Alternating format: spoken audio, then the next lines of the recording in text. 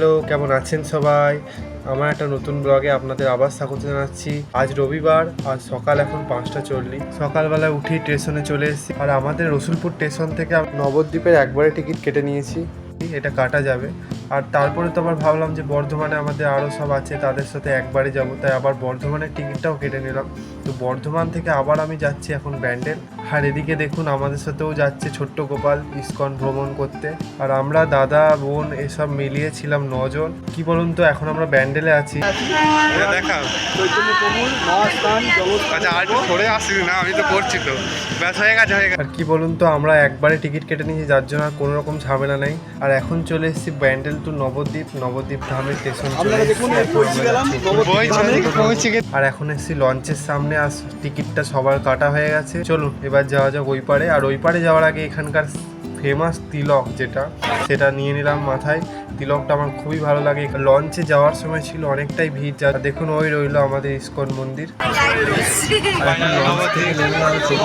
এখন ইসকন মন্দিরে, কারণ আমাদের এখন সব থেকে বড় কাজ হবে একটা হোটেল বুক করা, কারণ আমরা এখানে একদিন স্টে করতে চলেছি। আর এই যে মন্দিরের সামনে অনেক ঘোরাঘুরির পর একটা ভালো হোটেল বুক করতে পেরেছি। আর এখন কুপন কেটে নিয়েছি। আর খিদে তো খুবই পেয়েছিল, তাই তাড়াহুড়ো করে লাইন দিয়ে দিয়েছি এখানে।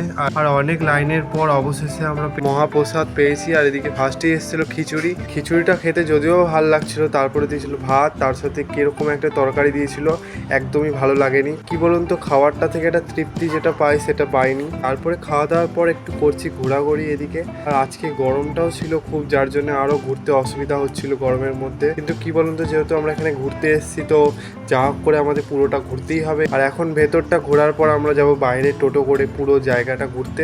আর এখানে ছিল নানান রকমের প্রসাদের আইটেম, যেগুলো দেখে সত্যি খুব টেস্টি লাগছিল।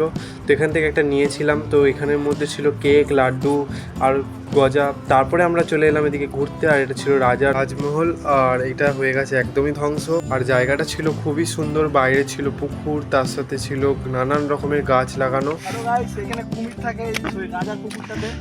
হ্যালো গাইস, এখানে কুমির থাকে রাজার পুকুরটাতে। আমরা দেখুন। তারপরে চলে এলাম আমরা নেক্সট জায়গায়।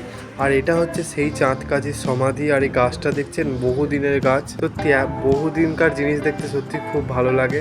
আর তারপরে চলে এলাম আমরা নেক্সট জায়গা। আর এখানে ছিল সারি সারি করে অনেক বাদাম গাছ এখানে চাষ করা হয়েছে। আর এগুলোই আমরা দেখছিলাম। আর আমার তো মায়াপুর দ্বিতীয়বার আসা, কিন্তু কি বলুন তো, এত ভালো জায়গা যে মানে বারবার আসছি এখানে। তো ওদের সাথে সাথে আমাদেরও ঘোরা হয়ে যাচ্ছিল, ওদেরটা প্রথমবার ছিল। দেখুন এখানে গোবর্ধন পর্বত আছে, যে বৃন্দাবনে তো যেতে পারবো না, তাই এখানেই এটা করা হয়ে যাচ্ছে। কাকুর কাছে নিলাম একটা মালা আর বিস্কুটটা কি জন্য নিয়েছি সেটা পরে জানাবো, কিন্তু মালাটা আমরা সবাই মিলে দিয়ে দিলাম। ওই প্যাকেটের বিস্কুটটা নিয়েছিলাম এখানে মাছগুলোকে খাওয়ানোর জন্য। এখানে অনেক বিশাল বড় বড় মাছ আছে।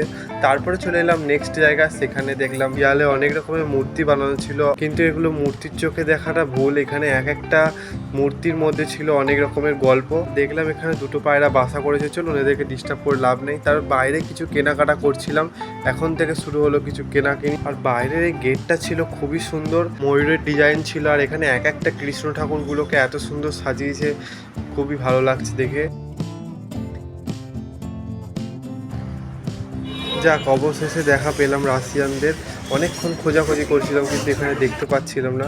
তো এখন পেলাম দুজনকে গল্প করতে। আর কি বলুন তো, সন্ধ্যেবেলা গেছিলাম সন্ধ্যা আরতি দেখতে, যার জন্য ফোন তো নিয়ে যায়নি, তো সেগুলো কিছুই ভিডিও করতে পারিনি। আর বাড়ি এসেই করছিলাম এর সাথে খেলা। আর এখন বাজে 12টার মতন, ঘোরাঘুরি করতে খুব লেট হয়ে গেছে। ব্লগটা আমি এখানেই শেষ করছি। সবাই ভালো থাকবেন, সুস্থ থাকবেন, দেখা হবে পরবর্তী একটা ব্লগ।